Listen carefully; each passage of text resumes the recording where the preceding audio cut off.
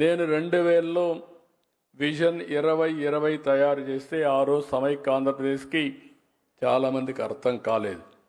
ఆ రోజు నన్ను విమర్శించారు.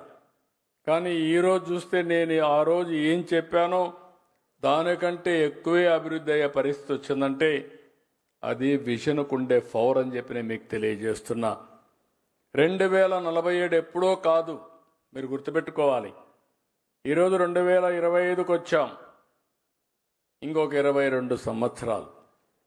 ఈ 22 సంవత్సరాల్లో భారతదేశం నెంబర్ 2 కానీ నెంబర్ 1 తయారయ్యే అవకాశం ఉంది.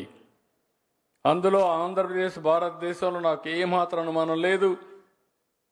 ఇంత మునిపే మన మిత్రుడు చెప్పినట్టు మళ్ళా మీరంతా వైకుంఠపాడు ఆడితే తప్ప కంటిన్యూగా కన్సిస్టెంట్గా గవర్నమెంట్ ఉంటే 2047కి భారతదేశంలో అగ్ర రాష్ట్రానికి చిరునామాగా ఆంధ్రప్రదేశ్ ఉంటుంది. దీంట్లో అనుమానమే లేదు. అలాంటి దీంట్లో మనం గుర్తుపెట్టుకోవాల్సింది ఆర్థిక అసమానతలు తగ్గించే వ్యవస్థకు రూపకల్పన చేసుకోవాల్సిన అవసరం ఉంది. నేను ఇక్కడ చెప్పే మాట మీరందరూ కూడా ఒకటే గుర్తుపెట్టుకోవాలి.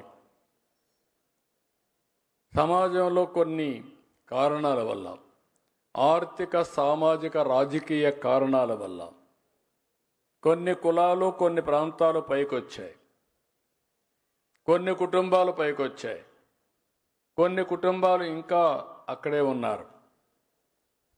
అయితే ఈరోజు మనం కొన్ని ప్రపంచంలో దేశాలు కూడా చూస్తే ఆ రోజు తీసుకున్న ప్రభుత్వ విధానాల వల్ల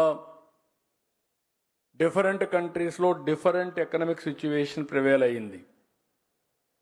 ఈరోజు నేను గర్వపడుతున్నా, అటు కేంద్రం ఇటు రాష్ట్రం తీసుకున్న నిర్ణయాల వల్ల ఆర్థిక అసమానతలు తక్కువ ఉండే దేశాల్లో ప్రపంచంలో మనం 4వ స్థానంలో ఉన్నామంటే అది దేశం యొక్క గొప్ప విషయం.